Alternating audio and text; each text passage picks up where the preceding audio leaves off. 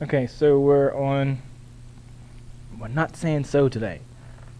We're on electromotive force and potential difference. Quick review from last time. You have a circuit set up, a positive side and a negative side. The electrons are on the negative side and they go toward the positive side. Am I actually doing anything? There we go. So current is when we can get the electrons to move, and conventional current is backwards to the electron movement. We did not discover electrons until way after we discovered current. Current counts how many electrons are passing per second, and it's due to the flow of the charge. So now we're going to get into what is effectively voltage. Well, voltage has different meanings in different situations. So let's say you had a bank, and these little lightning bolts are my electrons. Now, I can give my electron energy, in all honesty, based on how many positives I have on the other side that make it want to move. But let's just say that the bank is going to pay the electron some energy. So now, this electron has something on top of it. So remember, the electrons are the charges, and the charges are Q, and energy is measured in J. So now I create what is called a volt, which is the amount of energy each electron is carrying. Okay, so voltage is joules per coulomb, or technically the amount of energy that the electron carries. So my electron goes to the shop, which is my component, and it spends that money or that energy, and then it goes back to the bank to pick up some more energy. Okay, now I can tell how much energy was spent at the shop by looking at the electron at this point. I saw that it had 15, and then I look at it at this point and I see that it has 0. So what I figured out was that it must have spent 15, and that's just something for a little later. It'll all make sense in a second. Okay, so the EMF is what we call the amount of money or the amount of energy that it gets at that point. It's the energy supplied by the source to drive the charge around the circuit. So the only reason the electron went to the shop is because it had money. If it didn't have any money, it wouldn't go anywhere. And just like people, women, the more money you have, the more you want to shop. All right? So we're going to do this again, and we can look at how much money the bank gave the electron the exact same way we saw how much it spent at the shop. We look right here, and we see that, do I put the number there? Or do I have to write it? So we're going to do it again. Okay, there we go.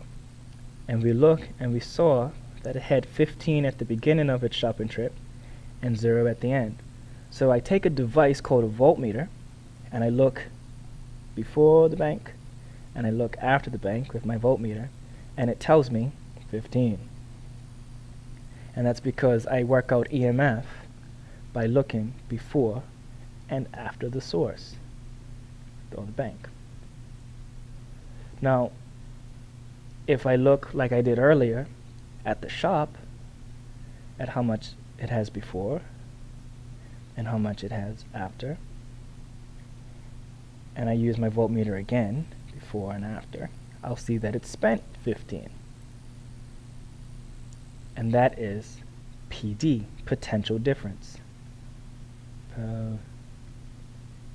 Potential difference. Now, and they're both measured in volts. Now, the thing about potential difference is I can change this scenario. So do I have a blank one? Yes. Well, this isn't blank. But let's build another one.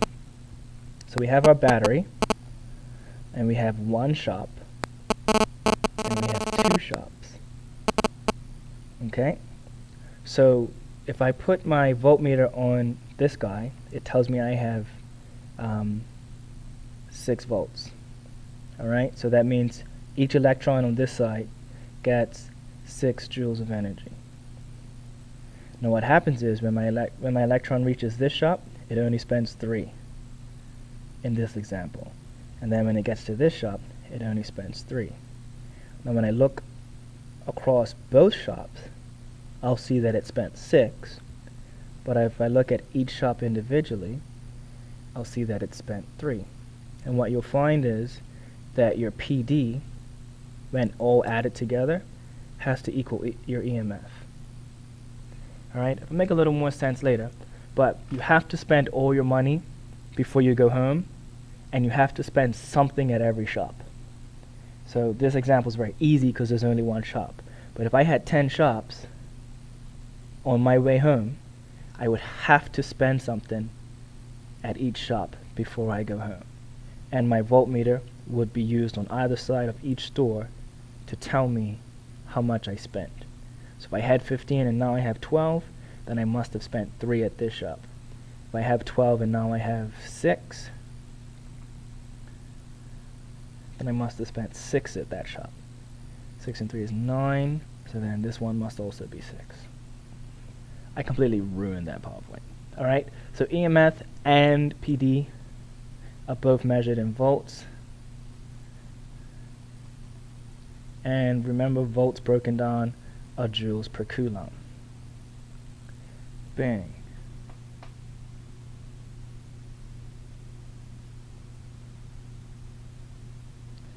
And of course, voltmeters always hug. They go on either side of whatever you're testing. Is that it? Let's check this. No, that's not what I'm looking for. This is what I'm looking for. So, state that EMF of a source of electrical energy is measured in volts. Bang, EMF is measured in volts. Show that EMF is defined in terms of energy supplied by a source. Remember, the source is either the battery or the power source, and the difference between battery and power source comes later. State that PD across a circuit component is measured in volts. Yes, use a voltmeter. Put the voltmeter on either side of what you're trying to measure. It tells you how much it had before, how much it has after, and then it does the subtraction for you. So again, we've done it about 3 times now. The voltmeter looks at before, it looks at after, so I put one plug there and one plug there, and it just tells me how much it had before, how much it had after, and whatever the difference is the potential difference.